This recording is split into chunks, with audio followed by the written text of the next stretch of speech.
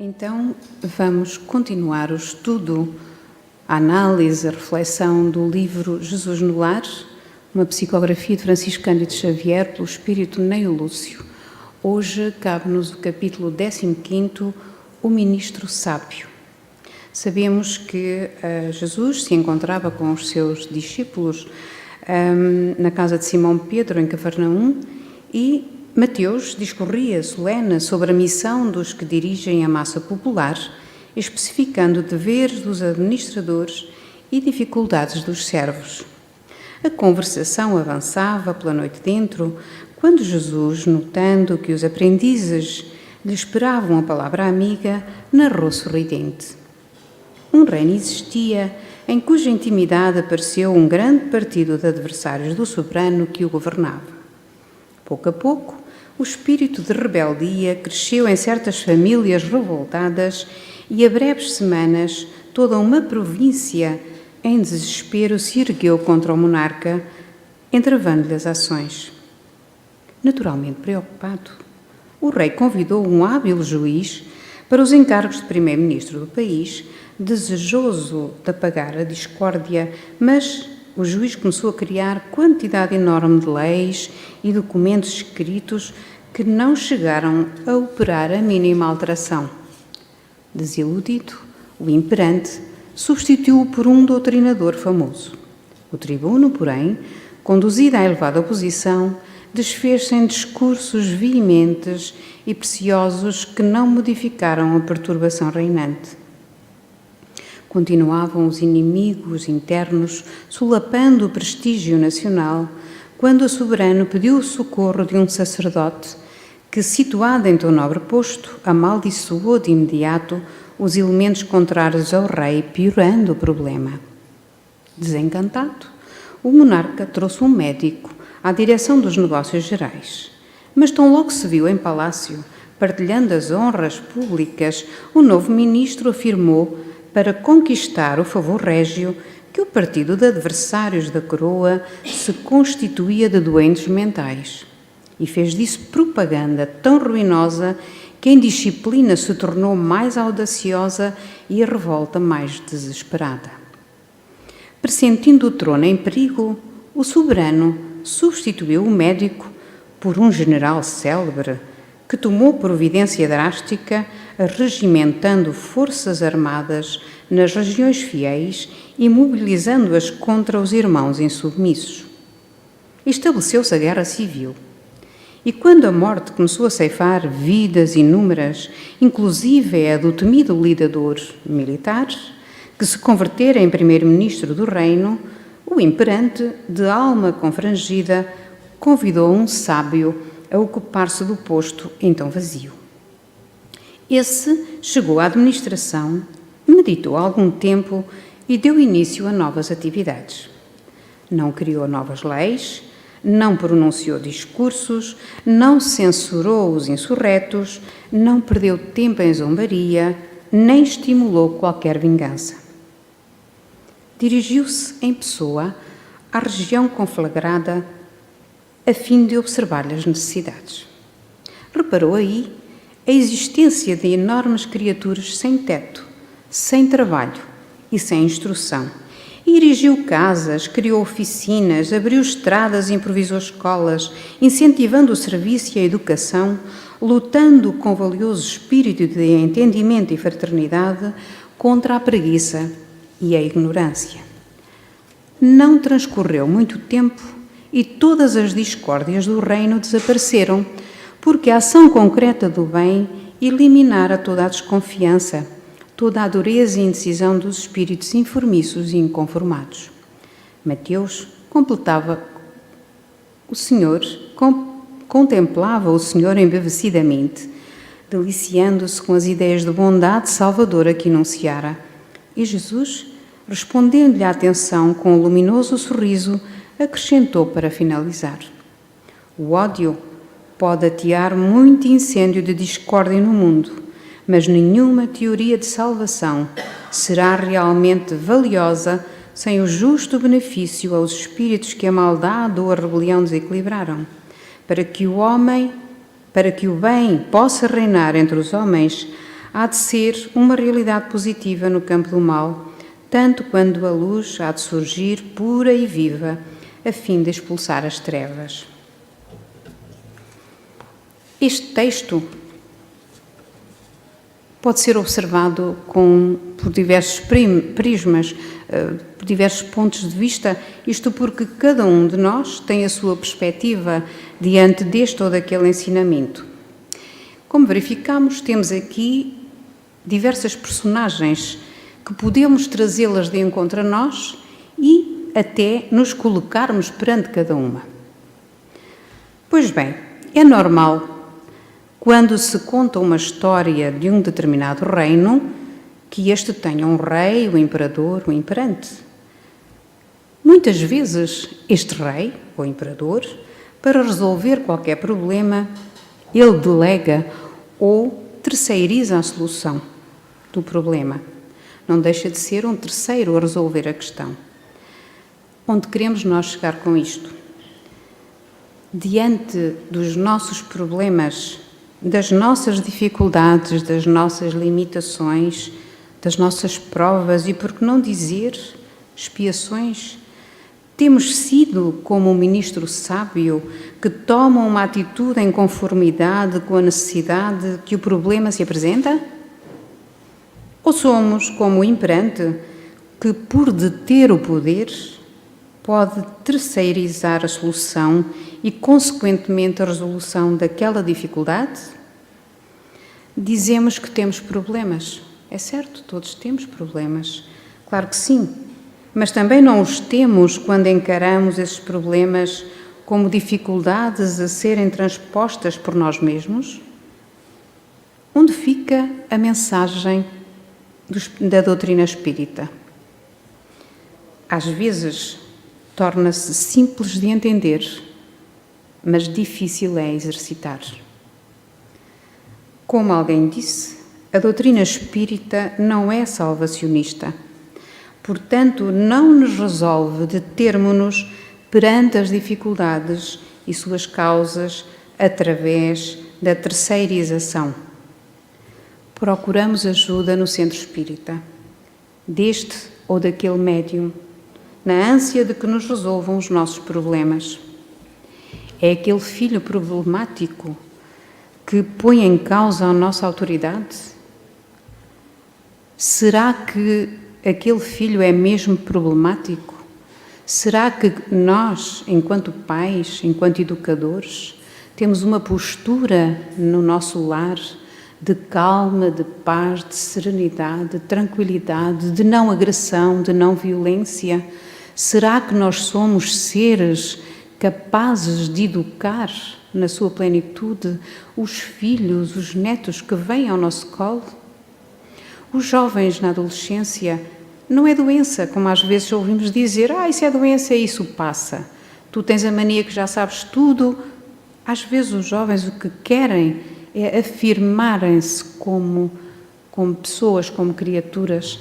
E aí, se tiverem um bom exemplo em casa, se tiverem um farol que os ilumine, a evangelização, tudo está a postos para que a educação desse jovem decorra da melhor forma.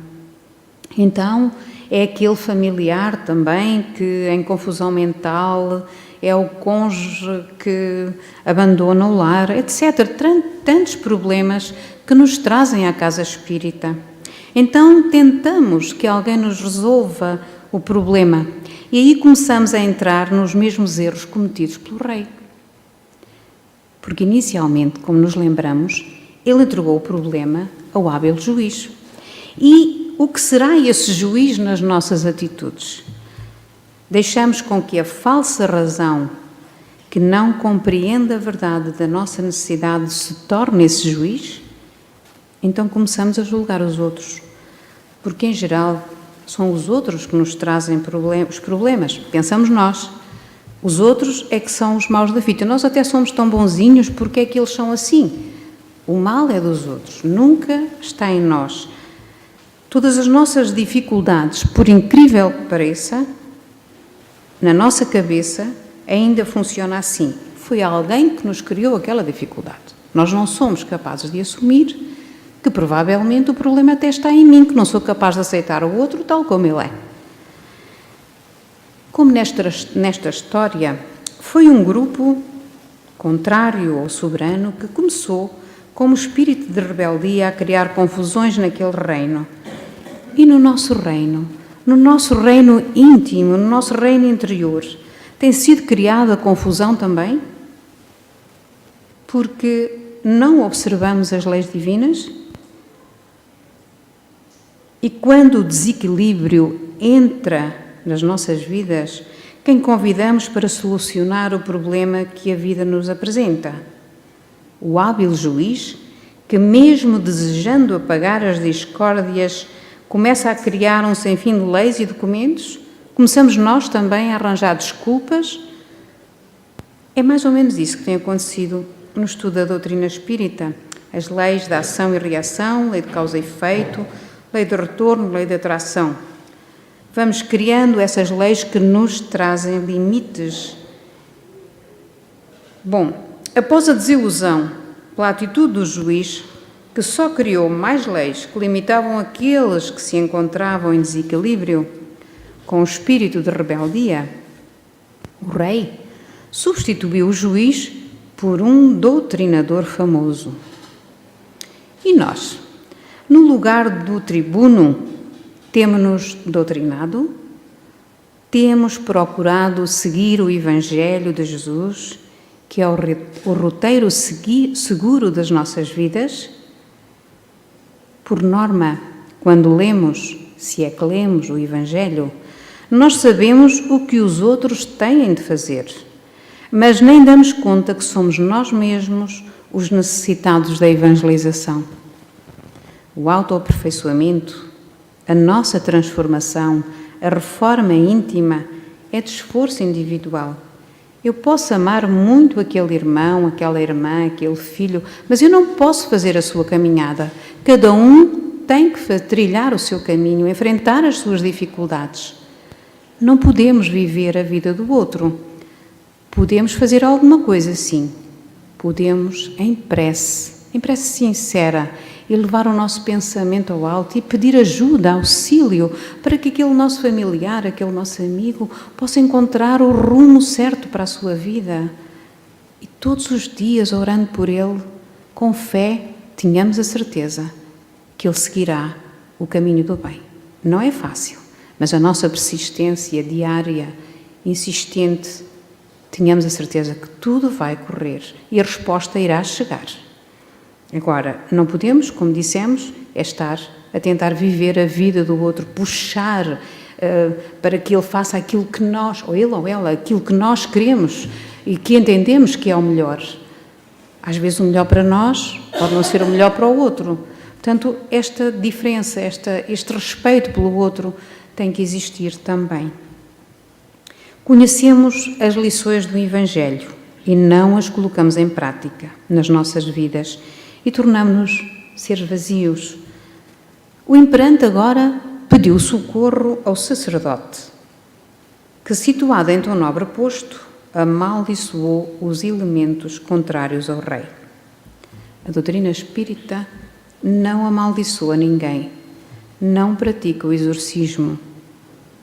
O aspecto religioso da doutrina espírita trata as consequências morais do comportamento humano, definido pelo uso do seu livre-arbítrio e governado pela lei de causa e efeito. A melhoria moral, orientada pelo Espiritismo, fundamenta-se nos preceitos doutrinários do Evangelho de Jesus, considerado modelo e guia da humanidade. Com o sacerdote, o problema piorou. Então, desencantado, o rei trouxe um médico que taxou como doentes mentais todos os que se manifestavam contra o rei. Ele apontou o dedo aos outros. E nós, quando apontamos o dedo a alguém, e no simples ato de apontar, nós temos 3 dedos a apontar para nós. Na posição de sermos realmente vangloriados nós tomamos a atitude deste médico?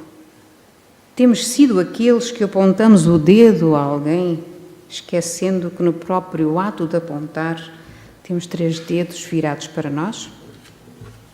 Temos sido esta personagem na nossa vida? Cabe-nos a responsabilidade de nos preocuparmos com o nosso equilíbrio, que nos permite o desenvolvimento da fé raciocinada com bondade e a moral elevada. Queremos que do alto nos chegue de bandeja a elevação espiritual, sem trabalho, movidos pela inércia e pela preguiça. É momento de subirmos ponto a ponto a montanha das nossas dificuldades e fazermos um balanço do que fazemos e do que devemos corrigir, que arestas devemos limar. O religioso só nos aponta o que vamos sofrer no futuro. O religioso diz-nos que se praticarmos o mal, vamos arder no inferno. Vamos confessar-nos, entre aspas, e é-nos dito, rezas 3 Pai Nossos, 10 Ave Marias e o problema fica resolvido. Perdão? Não há. Nós é que somos perdoados, fizemos o mal, somos perdoados, rezando 3 Pai Nossos e 3 Ave Marias e o assunto está resolvido. Mas não é assim, meus caros irmãos. Nós vamos cada vez mais aprendendo que não é de todo assim. O juiz hábil, que faz as leis e não as cumpre. O líder militar, que foi o pior de todos os outros, podemos compará-lo à ira.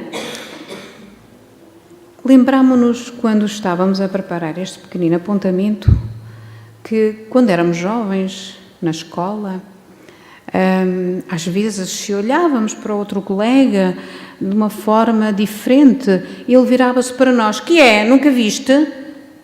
Isto é ira, já nos jovens, que está já intrínseco na sua maneira de ser, porque realmente nós vamos caminhando e a nossa evolução vai sendo efetuada. E esta ira que os jovens por vezes sentem, se os pais estão atentos, os educadores, tudo será ultrapassado e tudo virá a bom caminho.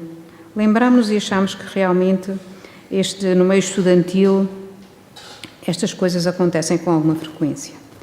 E, portanto, quando assumimos esta personagem do militar, instalamos em nós uma guerra civil que reflete para os outros. Quem é o sábio?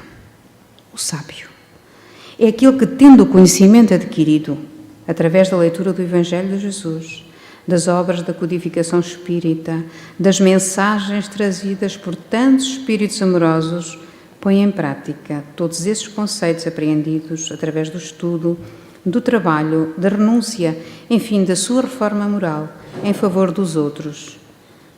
O sábio, nesta história, promoveu e permitiu aos outros descobrir o prazer e a alegria do trabalho, porque ele não criou leis, ele erigiu casas, criou oficinas, incentivando o serviço e a educação contra a preguiça e a ignorância. Não pronunciou discursos, não sancionou os revoltosos, não perdeu tempo a maldizer nem a zombar de ninguém. Ele simplesmente meteu mãos à obra. Podemos tomar para nós mesmos este exemplo de trabalho e instrução, como nos diz a doutrina espírita, dessa necessidade em nos instruirmos, mas antes da instrução diz-nos o primeiro mandamento: espíritas, amai-vos, e o segundo, instruí-vos, tão importante quanto o primeiro. O sábio ergueu casas e em nosso interior podemos criar novas condições na nossa habitação interior, a casa da tolerância, a casa do perdão. Quando dizemos, eu perdoo aquele irmão, mas não esqueço. Se não esqueço, não perdoei, porque as ofensas são para esquecer, perdoar e esquecer. Então, exercitar o perdão, a casa da tolerância, a casa de resignação, enfim, a casa do amor. Ele criou oficinas, abriu estradas. Também a doutrina espírita abre em nós novos rumos, novas direções para a nossa conturbada vida. Improvisou escolas e, com certeza, toda a escola nos permite uma aprendizagem, ou seja, busquemos em Jesus a reafirmação dessa necessidade em nós e repetimos: espíritas, amai-vos. Primeiro mandamento. Segundo mandamento, instruí-vos, tão importante quanto o primeiro. Em todo o texto em que se fala da mensagem de Jesus, ele sempre nos traz a necessidade da instrução para sairmos da ignorância, do trabalho para sairmos da inércia, mas, acima de tudo, do exercício do amor. Se começarmos a incentivar em nós a personagem do sábio, aí sim fará moradia em nós o espírito de entendimento e fraternidade. É evidente que toda a mudança é rápida, é drástica.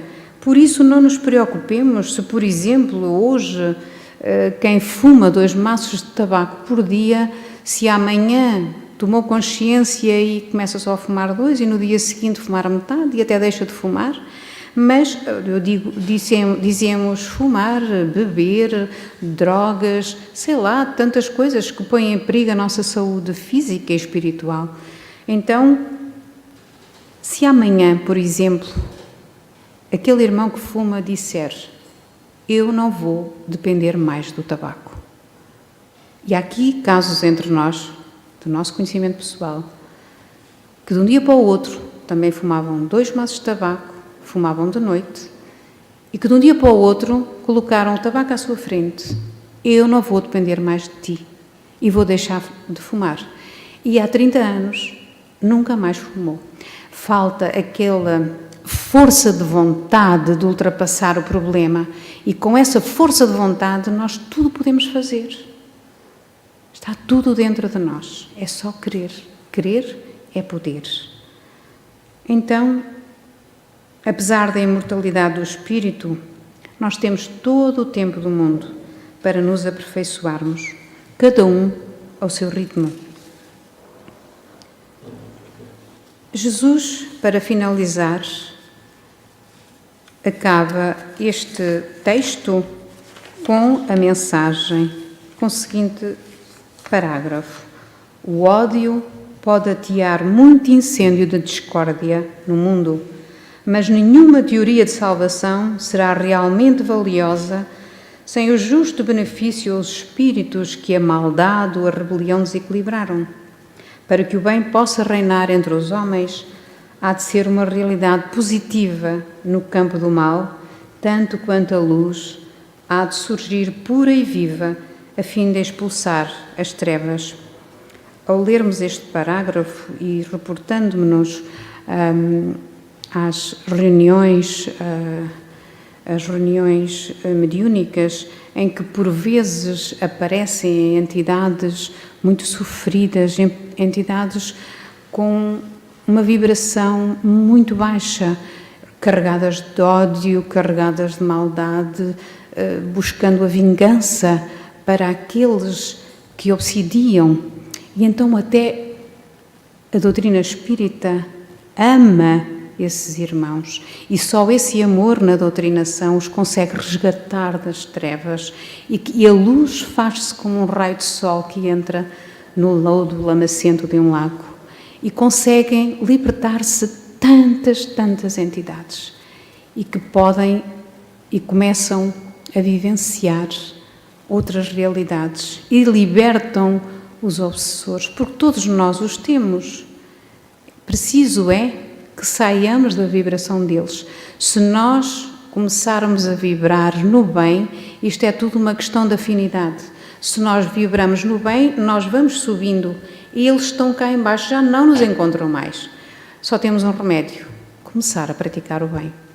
Então, meus irmãos, a cada um segundo as suas obras.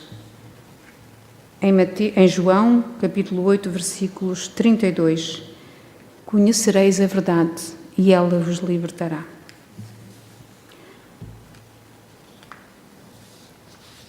Terminaremos nestes tempos tão conturbados em que o nosso pequenino país tem sido flagelado pelos incêndios. Trazemos uma mensagem de esperança, uma psicografia de Francisco Cândido Xavier, pelo Espírito de Emmanuel. Tudo passa. Todas as coisas na terra passam. Os dias de dificuldade passarão. Passarão também os dias de amargura e solidão. As dores e as lágrimas passarão. As frustrações que nos fazem chorar, um dia passarão. A saudade do ser querido que está longe passará. Dias de tristeza, dias de felicidade. São lições necessárias que na terra passam, deixando no espírito imortal as experiências acumuladas. Se hoje, para nós, é um desses dias repleto de amargura, paremos um instante e levemos o pensamento ao alto e busquemos a voz suave da Mãe amorosa a nos dizer carinhosamente: isso também passará. E guardemos a certeza, pelas próprias dificuldades já superadas, que não há mal que dure para sempre. O planeta Terra, semelhante à enorme embarcação, às vezes parece que vai sussurrar diante das turbulências de gigantes ondas. Mas isso também passará, porque Jesus está no leme dessa nau e segue com o olhar sereno de quem guarda a certeza de que a agitação faz parte do roteiro evolutivo da humanidade e que um dia também passará. Ele sabe que a Terra chegará a porto seguro porque é essa a sua destinação. Assim, façamos a nossa parte, o melhor que pudermos, sem esmorecimento, e confiamos em Deus, aproveitando cada segundo, cada minuto. Por certo, também passarão. Tudo passa, exceto Deus. Deus é o suficiente. Muita paz para todos. Que Jesus nos ilumine e nos envolva todas as horas da nossa vida. Que assim seja.